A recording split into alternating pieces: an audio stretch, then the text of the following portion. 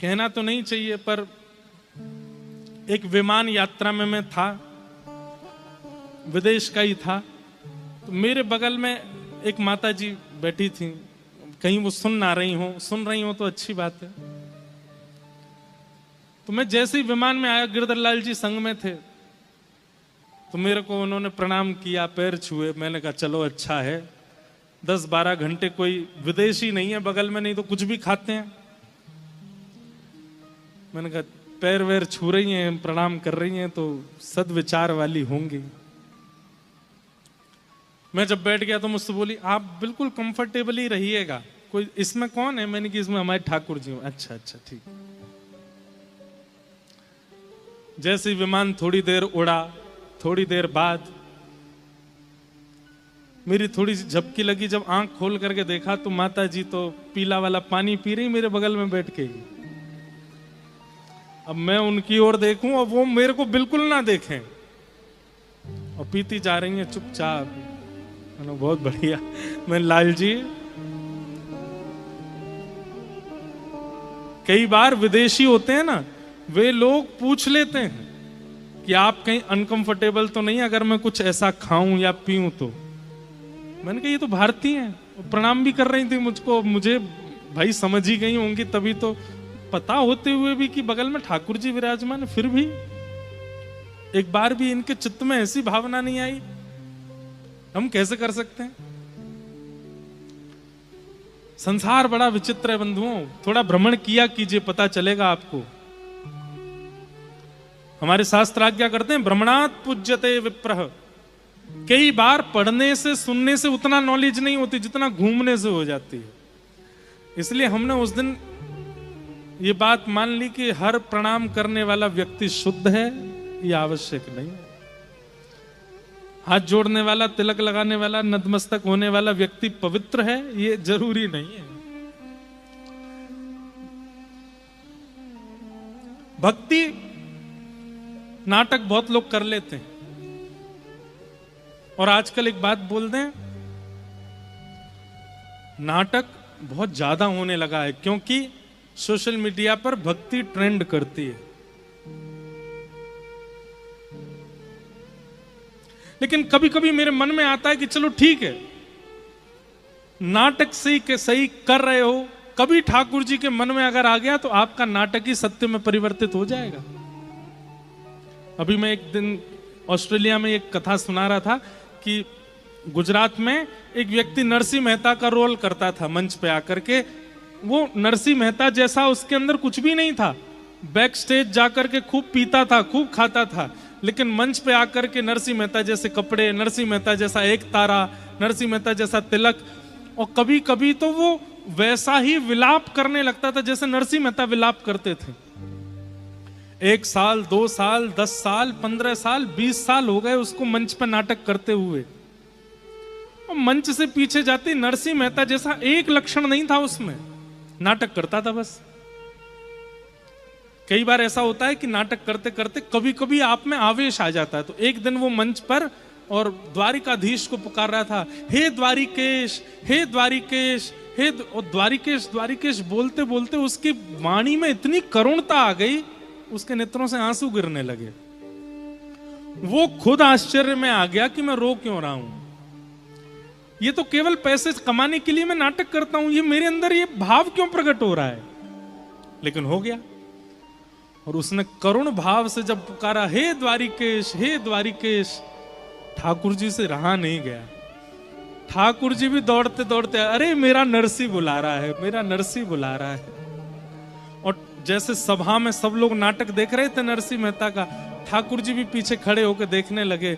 मन में सोचने, अरे नरसी तू रो मत, मैं यहीं खड़ा हूं तेरे पास। नाट्य जैसे ही पूरा हुआ, पर्दा लगा, तो सब लोग पात्र नीचे उतर गए। ठाकुर जी व्याकुल हो गए, अरे मेरा नरसी कहां चला गया। और सब भीड़ को अलग करते हुए ठाकुर जी आए और मंच पे आके ढूंढने लगे, कहां है मेरा नरसी, कहां है मेरा। वो तो पीछे अपने सब वस्त्र आदि उतार रहे थे सब लोग। लेकिन जो नरसिंह मेहता बना था वो आज इतना विलंब में आ गया, उसने वस्त्र नहीं उतारे, वो ऐसे ही घर चला गया। तभी उसने देखा कि एक दिव्य प्रकाश पीछे से आ रहा है, चंदन की सुगंधी आ रही है, छम छम छम छम पायलों की ध्वनि आ रही है। उसने सोचा ये मेरे पीछे कौन चल रहा है, और जैसे ही पीछे मुड़ करके देखा तो नेत्र सजल और चतुर्भुज रूपधारी श्री द्वारिकाधीश खड़े हैं और दौड़ करके कह रहे हैं, अरे मेरे नरसी मेरे गले लग जा। ठाकुर जी ने जैसे उसको हृदय से लगाया, रोते रोते बोला, हे नाथ मैं नरसी नहीं हूं। ठाकुर जी ने कहा तू नरसी नहीं है? तो उसने अपना वास्तविक नाम बताया। इतना सुनते ही ठाकुर जी व्याकुलता में अंतर ध्यान हो गए। उस दिन उसको इतनी ग्लानि हुई, पहले तो बहुत रोया, ढूंढा, ठाकुर जी नहीं मिले। फिर मन में भाव आया, मैं जीवन भर केवल नाटक करता रहा नरसी मेहता का, और उस नाटक में केवल नाट्य करने से, जिसका मैं पैसा लेता हूं, उसके वजह से मुझे ठाकुर जी मिल गए। अगर मैंने जीवन में एक लक्षण भी नरसिंह मेहता का लिया आया होता तो ठाकुर जी कब के मिल गए होते, मेरे पास ही रुक जाते, मुझे संगे ले जाते, ऐसे ऐसे मिलकर के बिछुड़ नहीं जाते। कभी कभी मेरे मन में आता है, जब मैं देखता हूं कि लोग बाग केवल नाटक कर रहे हैं, भक्ति है नहीं, तो मन में आता है ठीक है, नाटक में ही सही, कोई और तो नहीं कर रहे, भक्ति तो कर रहे हैं, करने दो। क्या पता एक दिन ये नाटक वास्तविकता में परिवर्तित हो जाए। और श्री राधा रमन लाल जी, आप तो केवल वीडियो के लिए चिल्ला रहे थे, हे राधा रमन, हे राधा रमन, हे राधा रमन। क्या पता ठाकुर जी को आपका वो स्वर इतना प्रिय लग जाए कि वीडियो तो भूल जाए, ठाकुर जी स्वयं प्रकट हो जाए, अरे भैया इतना मत पुकारे, मैं आ गया तेरे सामने, मिल रहे मोते। क्या पता वो नाटक कभी वास्तविकता में परिवर्तित हो जाए, इसलिए करने दो, कर भी रहे तो। कैसा था उनका भाव, कैसा था? एक प्रसंग आता है, एक बार गोस्वामी तुलसीदास जी वृंदावन आए, तो वृंदावन में श्री भक्तमाल ग्रंथ के निर्माण का भंडारा चल रहा था। श्री नाभा गोस्वामी जी ने भक्तमाल ग्रंथ की रचना करने के बाद जरा भंडारा किया वृंदावन में, उसमें भारतवर्ष के सब संत आए, उसमें फिर गोस्वामी तुलसीदास जी भी आए। तो जैसे आप सब लोग इतनी संख्या में बैठे हैं, ऐसे ही गोस्वामी जी भी आए, तो इतनी संख्या में भीड़ बैठी थी, तो पीछे ही बैठ गए, सबसे पीछे बैठ गए गोस्वामी तुलसीदास जी महाराज। कहते हैं कि जब सामग्री परोसने का समय आया तो खीर परोस रहे थे सबको।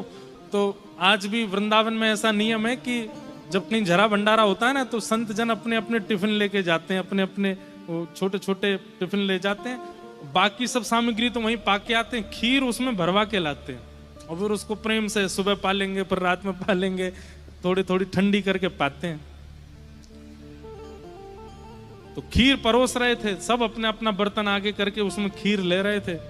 वहीं गोस्वामी तुलसीदास जी के पास जब खीर परोसने वाले पहुंचे, उन्होंने कही, कहाँ है तुम्हारा बर्तन, कहाँ है, बर्तन लाओ। तो गोस्वामी जी के पास तो बर्तन था नहीं, सोचने लगे क्या करें, अरे जल्दी करो भाई, अपना बर्तन आगे करो। तो कहते हैं कि गोस्वामी तुलसीदास जी ने देखा कि इतने रसिक संत जन वहां बैठे, उनके सबकी पादुकाएं बाहर उतरी हुई हैं, उनमें किसी महापुरुष की पादुका जूते की आकृति में थी, उसमें थोड़ा अवकाश था, तो वही पादुका लेकर के आए और आगे करके बोले, इसमें दे दो खीर, या में कर दो।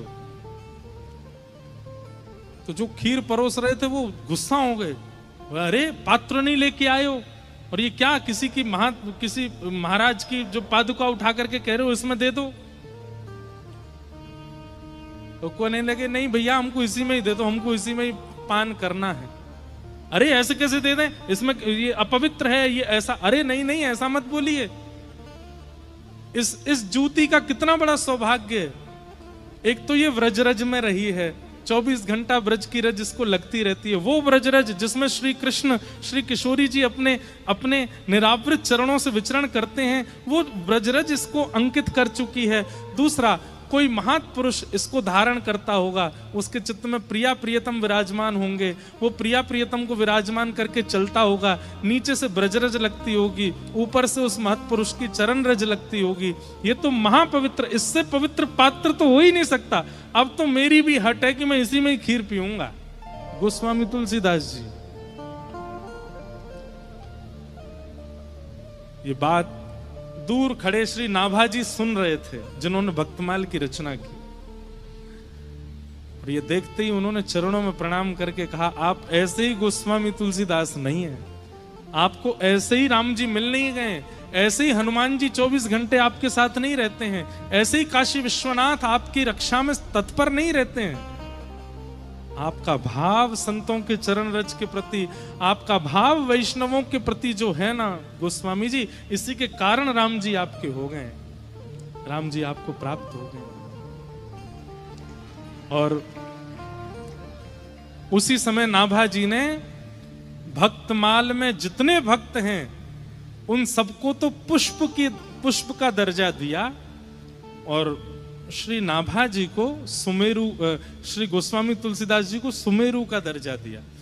तो माला में खूब सारे पुष्प होते हैं, लेकिन जो मध्य में बीच में होती है माला, नीचे की तरफ जो मुख्य माला होती है, मुख्य पुष्प होता है, उसको सुमेरु बोलते हैं।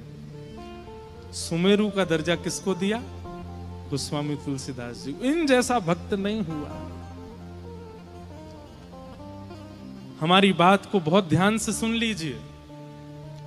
ठाकुर जी को रिझावे में मत लगे रहो, पूरा जीवन निकल जाएगा, आपको नहीं रिझेंगे वो। अगर रिझानो है तो कोई वैष्णव को रिझाओ, कोई रिझानो है तो ब्रजवासीन को रिझाओ, रिझानो है तो कोई भगवत भक्त को रिझाओ। वो यदि रीझ गए आपसे तो ठाकुर जी को रीझनो पड़ेगा, और कोई उपचार है नहीं ठाकुर जी के पास।